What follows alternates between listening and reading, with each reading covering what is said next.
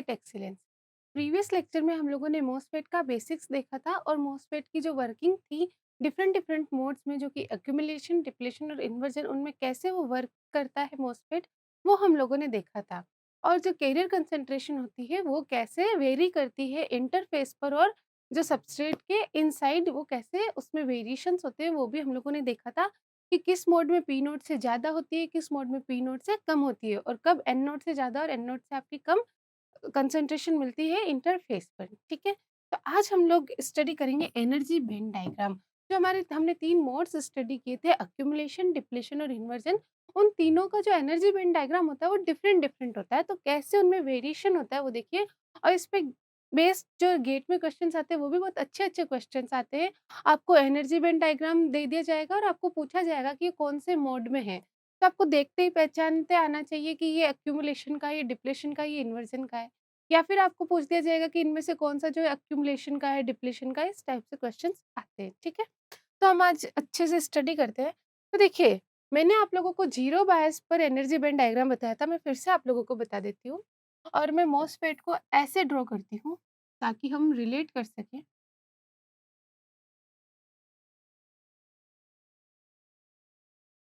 हुँ, ये आपकी मेटल की लेयर हो गई, ये SiO2 की लेयर हो गई, और ये सबस्ट्रेट रहा, जो कि अपना कौन-सा सबस्ट्रेट है, पी टाइप का सबस्ट्रेट है। और ये अभी हम लोग लेते हैं ज़ीरो बायस से। ज़ीरो बायस से, नो बायसिंग, ज़ीरो वोल्टेज हम लोगों ने अप्लाई किया, और हम लोग यहाँ का तो एनर्जी बैंड डायग्राम ड्रॉ करेंगे नहीं, तो यहाँ पे मैंने बताया था कि EC तो एज़ इट इज़ रह जाएगा, EV एज़ इट इज़ रह जाएगा। जहाँ पे जो इनकी पोज़ीशन होती है एक्चुअल में वही हो जाएगी, EFI इनके सेंटर में आ जाएगा, एग्ज़ैक्टली। और सिंस ये पी टाइप का सबस्ट्रेट है, तो आपका EF कहाँ आएगा? EV के पास आएगा, ठीक है? क्लियर और नॉट? तो ये हम लोग कल ड्रॉ कर चुके थे, और साइमल्टेनियसली हम लोग जो है एन टाइप के सबस्ट्रेट के लिए भी ड्रॉ कर देते हैं, क्योंकि क्वेश्चन में ज़रूरी तो नहीं है कि एन पी टाइप का ही आएगा, एन का भी तो आ सकता है। तो साथ ही साथ हम लोग एन टाइप की स्टडी भी करते रहेंगे, ठीक है? आप लोग ये देखिए, अब ये आपका क्या हो गया? एन टाइप का सबस्ट्रेट हो गया। ये EC यहीं का यही रहा। EC और EV की पोजीशन तो चेंज होगी नहीं। EFI की पोजीशन भी चेंज नहीं होगी, वो इसके कहाँ रहेगा? सेंटर में रहेगा। अब EF कहाँ आ जाएगा? N टाइप का सेमीकंडक्टर है, तो EC के पास में आ जाएगा। तो ये हमारा रह गया EF, ठीक है? तो ये इन दोनों का एनर्जी बैंड डायग्राम रहा ज़ीरो वाइस पे, ज़ीरो वोल्टेज पे। अब हम लोग बात करते हैं जब एक्यूमुलेशन हो रहा है, उस केस में क्या चेंजेज़ आएगा, ठीक है? तो पहले हम लोग इस साइड ले लेते हैं अपना फिर से वही पी टाइप का सबस्ट्रेट। अच्छे से समझिएगा स्टूडेंट्स।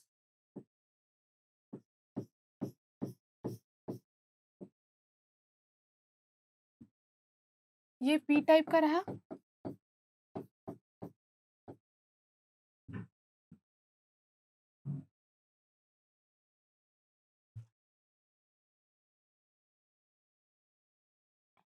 अब देखिए, आप लोगों ने एक टॉपिक स्टडी किया होगा, जब मैंने पढ़ाया था आप लोगों को bending in energy bands, remember or not?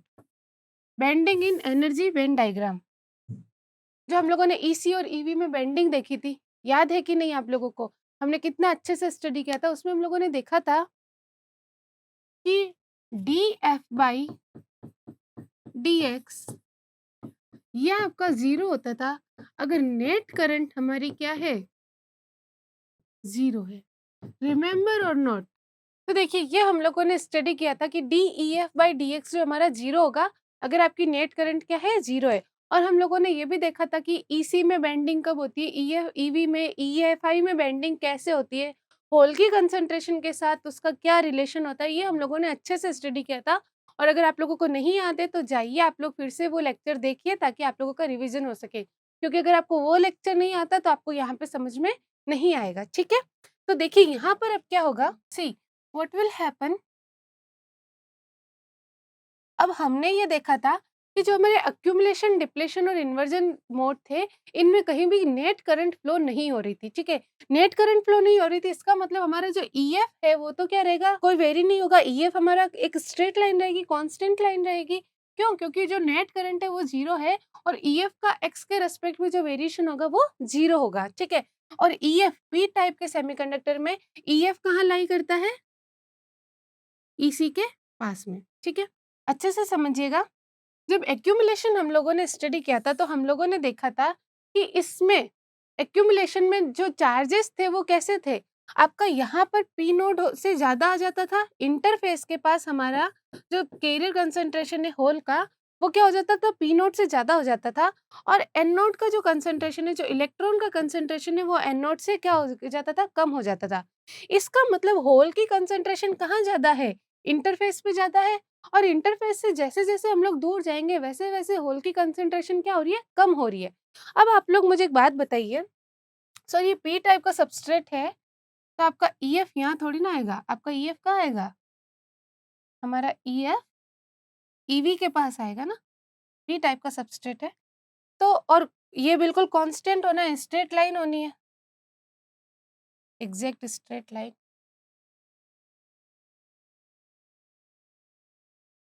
EF में कोई वेरिएशन नहीं, ईएफ सीधा-सीधा आ गया यहाँ पे, ठीक है? क्योंकि ईवी के पास रहेगा, पी टाइप का सेमीकंडक्टर है तो।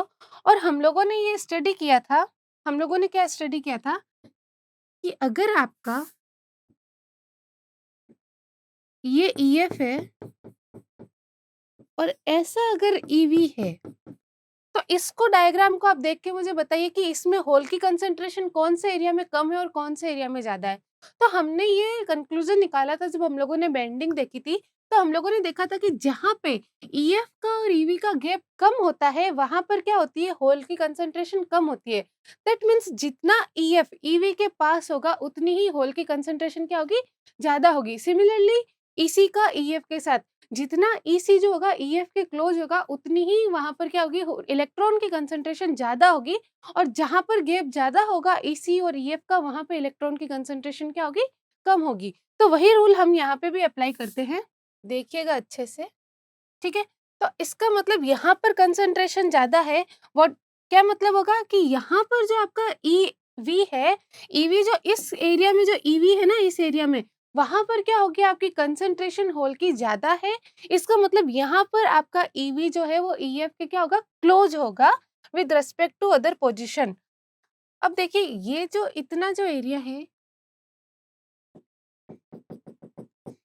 इतना जो एरिया है, यहाँ पे कंसंट्रेशन होल की क्या है, कांस्टेंट है। इलेक्ट्रॉन की कंसंट्रेशन कैसी है, कांस्टेंट है। यहाँ पे कोई भी कंसंट्रेशन में इस रीजन के बाद, लेट्स लेट्स से कि ये यहाँ का रिप्रेजेंट कर रहा है, ये जो पोर्शन है, ये जो कंसंट्रेशन है, इतने रीजन की बता रहा है। तो इतने रीजन में आपका होल का और इलेक्ट्रॉन का कंसंट्रेशन बिल्कुल वेरी नहीं कर रहा है, वो कांस्टेंट है।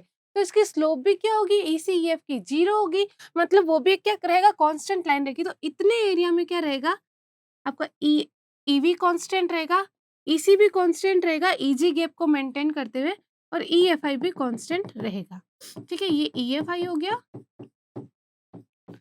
ये ईसी हो गया और ये ईवी हो गया, ठीक है। अब इस यहाँ पर क्या होगा, देखिए यहाँ पर क्या हो रहा है, होल की कंसंट्रेशन जैसे-जैसे हम लोग इंटरफेस के पास जा रहे हैं, वैसे-वैसे क्या हो रही है, होल की कंसंट्रेशन इंक्रीज हो रही है। इसका मतलब जो गैप है ना, ईएफ और ईवी के बीच में, वो क्या अब होना चाहिए, कम होना चाहिए। तो देखिए ये जो हो जाएगा, स्लाइड सा ऐसा बेंड हो जाएगा, ठीक है। अब देखिए ये पोजीशन, यहाँ पर गैप कम है, यहाँ गैप उससे ज़्यादा, यहाँ गैप उससे ज़्यादा, यहाँ गैप उससे ज़्यादा। इसका मतलब क्या है कि होल की कंसंट्रेशन जैसे-जैसे आप इंटरफेस से दूर जा रहे हैं, वैसे-वैसे होल की कंसंट्रेशन क्या हो रही है, कम होती जा रही है, ठीक है। तो ये क्लियर हो गया, ऐसी आपकी बेंडिंग हो जाएगी। और इसको ईजी गैप मेंटेन करना है, तो ये कंसंट्रेशन ऐसी हो जाएगी और ये ईएफआई भी इस टाइप से बेंड हो जाएगा, ठीक है। क्लियर और नोट। तो ये आपका रहेगा एक्यूमुलेशन में पी टाइप सबस्ट्रेट के लिए एनर्जी बैंड डायग्राम। तो ये आपको अच्छे से आइडेंटिफाई करना आना चाहिए, सिर्फ इतने रीजन में क्या हो रही है, बेंडिंग हो रही है, क्लियर, ठीक है। तो इतने रीजन में आपको क्या मिलेगी, बेंडिंग मिलेगी। मैं आपको नेक्स्ट लेक्चर के अंदर जो अच्छे से एक इमेज फॉर्मेट में एनर्जी बैंड डायग्राम दिखा दूँगी, ताकि आप लोगों को और ज़्यादा पिक्चर क्लियर हो जाए। ये अभी मैंने अपने हाथ से इसलिए ड्रॉ किया ताकि आपको समझ में आए कि कैसे आप लोगों को ड्रॉ करना है। आप इसकी प्रैक्टिस कीजिएगा खुद से बनाने की, तो आपके माइंड में बिल्कुल सेट हो जाएगा। तो प्रैक्टिस करने के लिए आपको इस तरह से प्रैक्टिस करनी है, ठीक है? तो प्रैक्टिस ये हमने पी टाइप के लिए बनाया। सिमिलरली आप लोग बनाएँगे एन टाइप सेमीकंडक्टर के लिए, एन टाइप सबस्ट्रेट के लिए, ठीक है? यहाँ ये एन टाइप, और इसके लिए आप लोग प्रैक्टिस कीजिए, क्योंकि ये जो है इसमें प्रैक्टिस बहुत ज़्यादा काम आती है। अगर आपने 2-3 बार इसकी प्रैक्टिस कर ली, मैं आप लोगों को एक्यूमुलेशन, डिप्लेशन और इन्वर्जन तीनों का बता देती हूँ पी टाइप सबस्ट्रेट के लिए। आप एन टाइप का और पी टाइप का दोनों का खुद से एक बार प्रैक्टिस कर लीजिए, उसके बाद आपका विदिन सेकंड्स आप ये आंसर स्टिक कर पाएँगे। बट उसके लिए आपको क्या करनी पड़ेगी, एक बार प्रैक्टिस करनी पड़ेगी, ठीक है? तो इसीलिए मैं ये आपके लिए छोड़ रही हूँ, आप अच्छे से प्रैक्टिस कीजिए, ठीक है? बस उसमें क्या होगा, बेंडिंग क्या हो जाएगी, नीचे हो जाएगी, ठीक है? तो देखते हैं नेक्स्ट, डिप्लेशन। डिप्लेशन रीजन में क्या होगा, again this is your MOSFET, ये मेटल हो गया, ये SiO2 की लेयर होगी, और ये पी टाइप का सबस्ट्रेट हो गया, ठीक है? अब क्या होगा, EF में तो कोई वेरिएशन आना नहीं है, और उसको कहाँ रहना है, EF EV के पास ही रहना है। अब देखिए डिप्लेशन में क्या होता था, कैसी कंसंट्रेशन होती थी डिप्लेशन में? डिप्लेशन में हमारे नेगेटिव चार्जेस आ जाते थे इंटरफेस पर, और वहां से कुछ जो होल्स थे वो गायब हो जाते थे, होल्स मूव कर जाते थे, तो होल की कंसंट्रेशन में क्या आ जाती थी, कमी आ जाती थी, और इलेक्ट्रॉन की कंसंट्रेशन स्लाइटली इंक्रीज हो जाती थी, स्लाइटली, ठीक है? अगेन एक रीजन के बाद क्या हो जाता था, ये कांस्टेंट लाइन आ जाती है, एक रीजन के बाद यहाँ भी कांस्टेंट लाइन आ जाती है। तो लेट्स से वो रीजन जो है वो ये है, और इस रीजन के बाद हमारे कोई वेरिएशन नहीं हो रहा है कंसंट्रेशन में, तो इस रीजन के बाद तो बहुत इजी है, EC, EV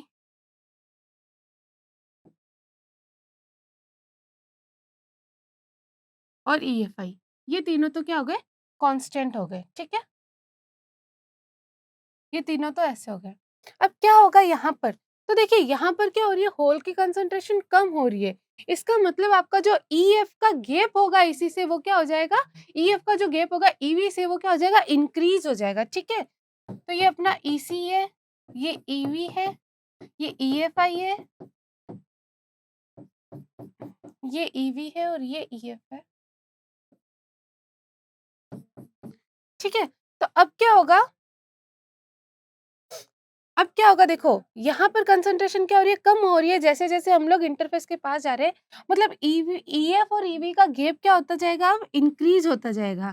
तो ये जो चेंज होगा वो कैसा हो जाएगा, ऐसा, जो बेंडिंग होगी वो कैसी हो जाएगी, इस साइड में, डाउन साइड में हो जाएगी, ठीक है? तो सिंपल ये आपका रहा डिप्लेशन का एनर्जी बैंड डायग्राम। सिमिलरली आप लोग एन टाइप सबस्ट्रेट के लिए ड्रॉ कीजिए, प्रैक्टिस कीजिए, ठीक है? कितना ईज़ी है। Next, inversion.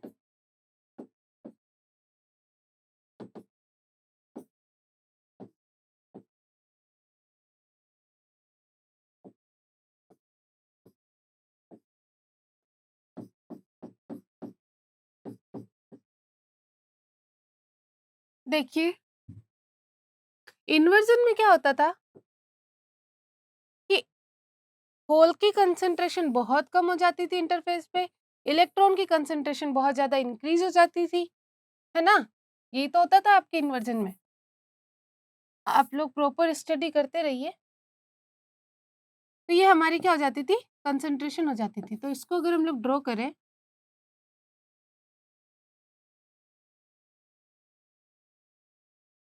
अगेन EF में कोई वेरिएशन नहीं होगा पूरे में, ठीक है? ये EF मिल गया, EF में नो वेरिएशन। अब देखिए, अब क्या होगा, आपकी होल की कंसंट्रेशन बहुत कम है। हाँ, एक रीजन के बाद जाके कांस्टेंट हो रही है, तो हम फिर से वो रीजन ड्रॉ कर लेते हैं जहाँ पर ये कांस्टेंट हो रही है। तो जहाँ ये कांस्टेंट हो रही है, ये EC हो गया और ये EV हो गया, और ये EFI हो गया। अब मुझे एक बात बताइए, गौर से समझिएगा इसको, ये बहुत इंपॉर्टेंट है, अच्छे से देखिएगा। यहाँ पर इंटरफेस पर क्या हो रहा है, किसकी कंसंट्रेशन ज्यादा है, इलेक्ट्रॉन की कंसंट्रेशन ज्यादा है, किसके कंपैरिजन में, होल के कंसंट्रेशन के कंपैरिजन में। तो जो आपके एन ग्रेटर देन पी होता था, उसका जब ये मतलब अब क्या हो गया, एन टाइप का हो गया। और जब भी आपके एन टाइप का सेमीकंडक्टर होता है, उसके अंदर आपका ईएफ कहाँ होता है, ईसी के पास में होता है, ठीक है।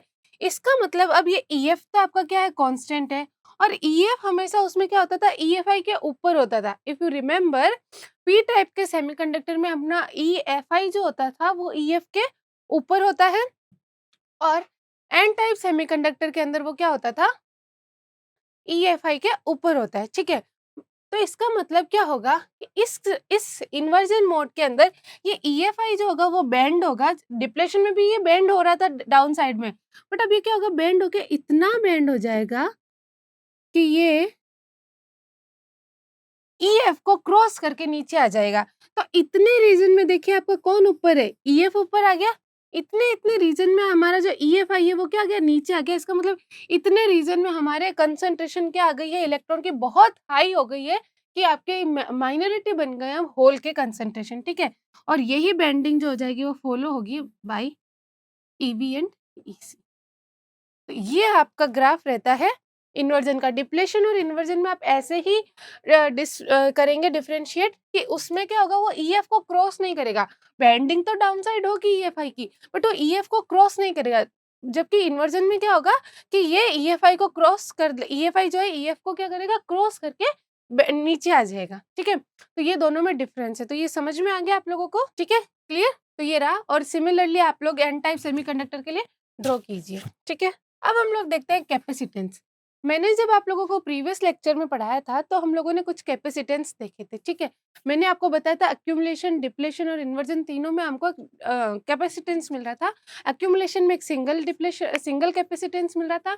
डिप्लेशन में मैंने बोला था आपको दो कैपेसिटेंस मिलेंगे, जिनको हमने बोला था कि सीरीज में दो कैपेसिटेंस मिल रहे हैं। एक तो क्या मिल रहा था, जो पैरेलल प्लेट कैपेसिटर की तरह एक्ट कर रहा है मॉसफेट, उसकी वजह से। दूसरा, जो आपकी डिप्लेशन विथ उसमें बन रही थी, जो स्पेस चार्ज रीजन बन रहा था, उसकी वजह से हमारे कैपेसिटेंस आ रहा था। तो इन दोनों जो कैपेसिटेंस वो क्या हो रहे थे, सीरीज में आ रहे थे, ठीक है। और इन्वर्जन में अगेन जो हमारा मॉसफेट पैरेलल प्लेट कैपेसिटर की तरह एक्ट कर रहा है, वो कैपेसिटेंस आ रहा था। तो उन कैपेसिटेंसेस के कुछ फॉर्मूलाज है, तो वो हम लोग देखते हैं। तो अक्यूमुलेशन में, और ये जो कैपेसिटेंस होते हैं, ये पर यूनिट एरिया कैलकुलेट किए जाते हैं।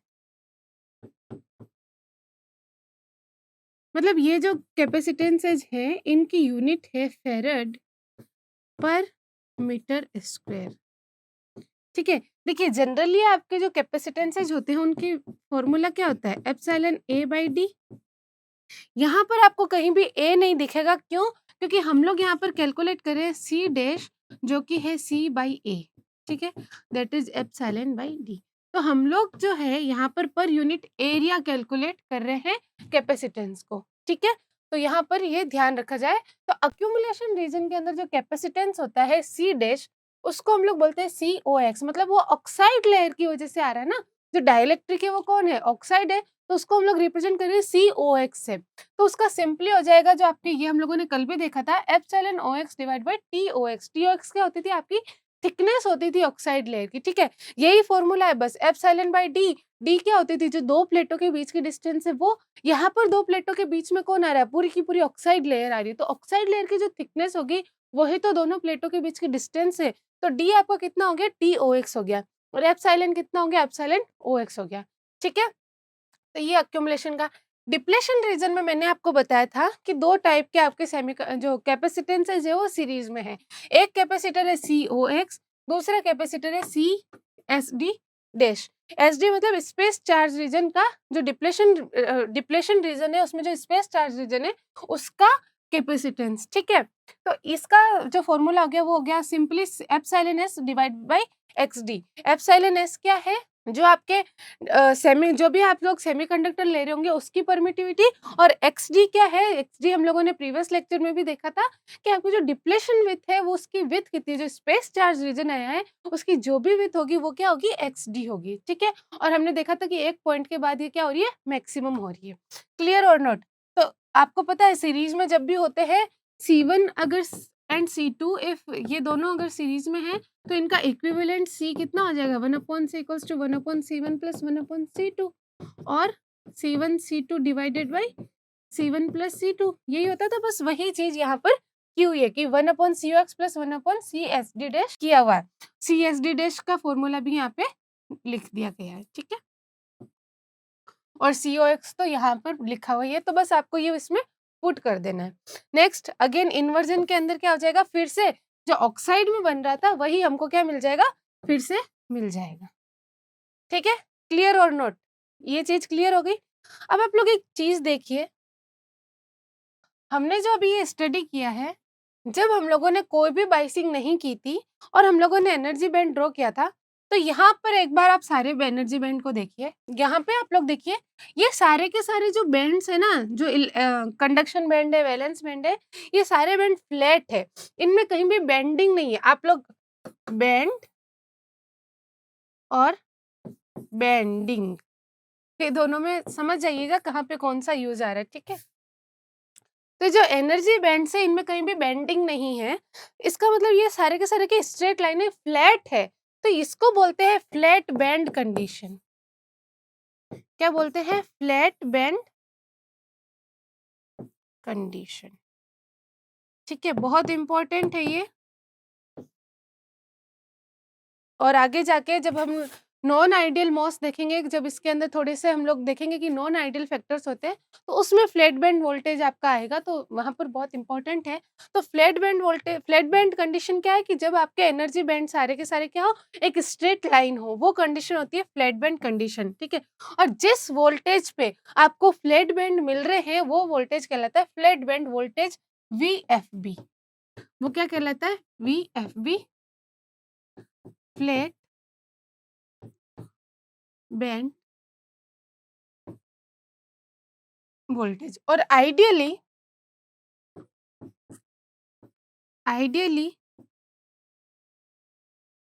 It is 0। आइडियली कितना होता है, 0 वोल्ट होता है, ठीक है। मतलब फ्लैट बैंड वोल्टेज की वैल्यू आइडियली कितनी होती है, 0 वोल्ट होती है। क्लियर, ये सब क्लियर हो गया, ठीक है। तो देखिए, जब हम लोगों ने वर्किंग देखी थी प्रीवियस लेक्चर में अक्यूमुलेशन, डिप्लेशन और इन्वर्जन में, तो अगर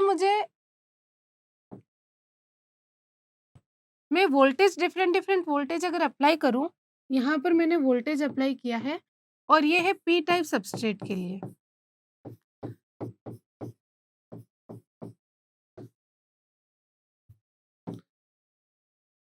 फॉर पी टाइप सबस्ट्रेट,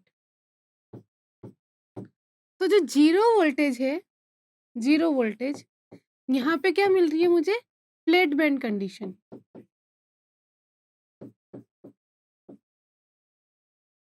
ठीक है।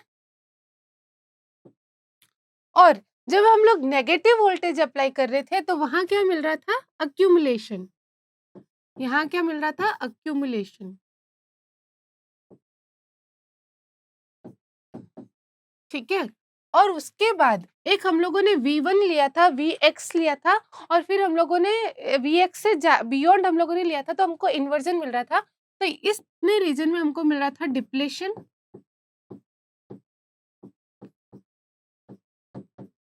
और इतने रीजन में मिल रहा था इन्वर्जन, ठीक है। ये हमारा रहता है, यहाँ तक ये क्लियर, ये आपको बिल्कुल, ये आपका एक समरी है, ये आपके माइंड में क्लियर होना चाहिए। और फ्लैट बैंड कंडीशन या फिर इसको बोलते हैं फ्लैट बैंड वोल्टेज, वो कितना आ गया, 0 वोल्ट आ गया, ठीक है, पी टाइप सबस्ट्रेट के लिए। ये क्लियर हुआ कि नहीं हुआ, देखिए पी टाइप सबस्ट्रेट के लिए डिप्लेशन और इन्वर्जन कहाँ मिल रहे हैं, पॉजिटिव वोल्टेज पे, और एक्यूमुलेशन कहाँ मिल रहा है, नेगेटिव वोल्टेज पे। ये आप लोगों को याद रखना है, ठीक है। अब हम लोग यही बनाते हैं एन टाइप सबस्ट्रेट के लिए, कि अगर आपका ये एन टाइप का सबस्ट्रेट हो,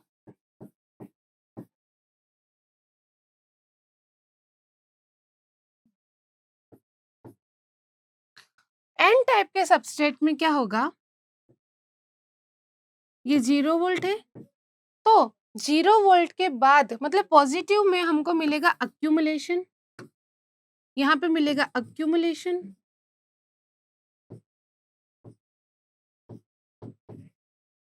और 0 वोल्ट के बियॉन्ड एक सर्टेन वोल्टेज तक मिलेगा डिप्लेशन रीजन, और उसके बियॉन्ड मिलेगा इन्वर्जन रीजन। ठीक है, तो ध्यान रखिए, एन टाइप सबस्ट्रेट में नेगेटिव वोल्टेज पे डिप्लेशन और इन्वर्जन मिल रहे हैं, और पी टाइप सबस्ट्रेट में पॉजिटिव वोल्टेज पे डिप्लेशन और इन्वर्जन हमको मिल रहे हैं। और ये जो वोल्टेज है, जो डिप्लेशन और इन्वर्जन का एक मिडिल पॉइंट है, ये कहलाता है थ्रेशोल्ड वोल्टेज, वीटीएच। ये क्या कहलाता है? Threshold voltage.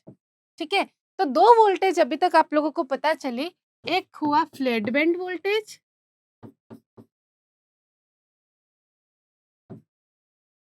और एक हो गया थ्रेशोल्ड वोल्टेज। तो दोनों में समझ में आया आप लोगों को? फ्लैट बैंड वोल्टेज तो क्या कर रहा है, अक्यूमुलेशन और जो डिप्लेशन है उन दोनों में डिफरेंशिएट बता रहा है, आपको डिफरेंशिएशन बता रहा है। और वीटीएच जो थ्रेशोल्ड वोल्टेज है वो बता रहा है आपका डिप्लेशन और इन्वर्जन का जो ब्रेक पॉइंट है वो कहाँ पर है। वो इसको रिप्रेजेंट करते हैं वीटीएच से, और इसको रिप्रेजेंट करते हैं वीएफबी से। ठीक है, और जब आप लोग एनालॉग इलेक्ट्रॉनिक्स स्टडी करोगे उसमें ये थ्रेशोल्ड वोल्टेज बहुत इंपॉर्टेंट रोल प्ले करता है। ठीक है, क्योंकि वीजी माइनस वीटीएच आएगा, तो वो जो वीटीएच होता है वो आपका थ्रेशोल्ड वोल्टेज ही होता है। ठीक है, तो ये आपकी एक समरी हो गया, और ये आप लोगों को बिल्कुल माइंड में रखना है। अब हम लोग देखते हैं सीवी कर्व। जो मॉसफेट है आपका, उसका सीवी कर्व मतलब कैपेसिटेंस वर्सेस वोल्टेज। आप लोग अगर वोल्टेज को वेरी करें तो कैसे कैपेसिटेंस वेरी होगा? तो देखिए, हम लोग वोल्टेज जब वेरी कर रहे हैं तो क्या वेरी हो रहा है, इनके मोड चेंज हो रहा है, कभी एक्यूमुलेशन में, कभी डिप्लेशन में, कभी इन्वर्जन में जा रहा है, और तीनों रीजन में क्या हो रहा है, डिफरेंट डिफरेंट कैपेसिटेंस मिल रहा है। तो वोल्टेज वेरी कर रहे हैं तो डिफरेंट डिफरेंट मोड मिल रहे हैं, डिफरेंट डिफरेंट मोड का डिफरेंट डिफरेंट कैपेसिटेंस है, इसीलिए हमको डिफरेंट डिफरेंट वोल्टेज पे डिफरेंट डिफरेंट क्या मिलेंगे, कैपेसिटेंस मिलेंगे। तो लेट्स सी, तो ये पी टाइप सबस्ट्रेट के लिए हमने ड्रॉ किया है, सीवी कैरेक्टरिस्टिक है फॉर पी टाइप सबस्ट्रेट।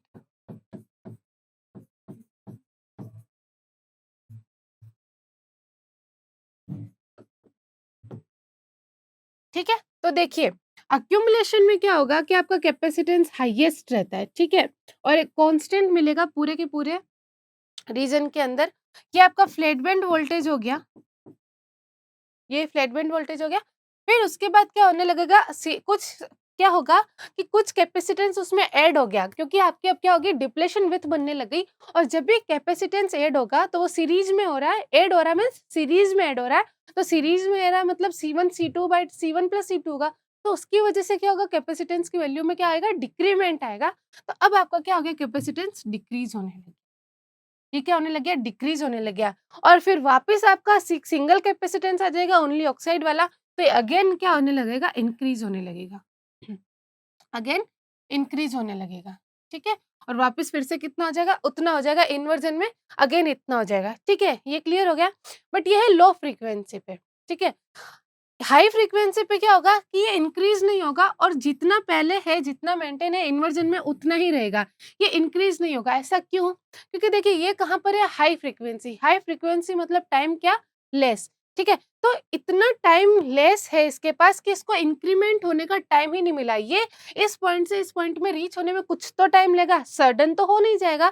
तो उस जो हमने इसको फ्रीक्वेंसी दी है, जो हमने इनपुट लगाया है, उसकी फ्रीक्वेंसी इतनी हाई है, या फिर उसका टाइम पीरियड इतना कम है कि उसमें इतना जल्दी फास्ट क्विक चेंज हो गया, सिग्नल में, इनपुट सिग्नल में इतना चेंज हो गया कि इस कैपेसिटेंस को अपनी वैल्यू चेंज करने का कोई टाइम ही नहीं मिला। जब इसको टाइम नहीं मिला तो इसने क्या किया, अपनी जो पुरानी वैल्यू उसी को मेंटेन किया। इसीलिए हाई फ्रीक्वेंसी पे क्या आपका कर्व वैसा ही मिल जाता है, और लो फ्रीक्वेंसी पे इसको सफिशिएंट टाइम मिल जाता है, तो ये अगेन क्या हो जाता है, इंक्रीज हो जाता है। ठीक है, ये रहा आपका पी टाइप के लिए। और आपका अगर एन टाइप का सबस्ट्रेट हो तो सिर्फ क्या चेंजेस होगा, देखिए, अक्यूमुलेशन रीजन आपका कहाँ आ जाएगा, ये मेरा 0 वोल्टेज है, तो अक्यूमुलेशन यहाँ आ जाएगा, देन डिक्रीज होना स्टार्ट करेगा, देन ये डिक्रीज होना स्टार्ट करेगा, फिर वापस ये इंक्रीज हो जाएगा। तो ऐसे, तो सिर्फ ये रिवर्स बन जाएगा इसका, मतलब ये जो एक्सेस है ना, ये रिवर्स हो जाएगी। जो चीजें पॉजिटिव वोल्टेज पर हो रही है, वही चीजें क्या हो जाएगी, नेगेटिव वोल्टेज पर हो जाएगी। ओनली ये डिफरेंट रहेगा। ठीक है, तो ये समझ में आ गया आप लोगों को? थ्रेशोल्ड वोल्टेज समझ में आ गया? ये थ्रेशोल्ड वोल्टेज पे डिप्लेशन और इन्वर्जन हो रहा है, सेपरेट हो रहे हैं। फ्लैट बैंड वोल्टेज पर एक्यूमुलेशन और डिप्लेशन सेपरेट हो रहे हैं, ठीक है? और अब हम लोग जो है नेक्स्ट लेक्चर में हम लोग नॉन आइडियलिटीज़ देखेंगे कि मॉसफेट में कुछ नॉन आइडियलिटी रहती है, उसकी वजह से क्या होता है, जो फ्लैट बैंड वोल्टेज है वो 0 वोल्टेज नहीं आता है, इसकी कुछ वैल्यू होती है। तो हम लोग देखेंगे पी टाइप में कितनी होती है और एन टाइप सबस्ट्रेट के लिए वैल्यू कितनी होती है, ठीक है? तो मिलते हैं हम लोग नेक्स्ट लेक्चर में। Thank you so much.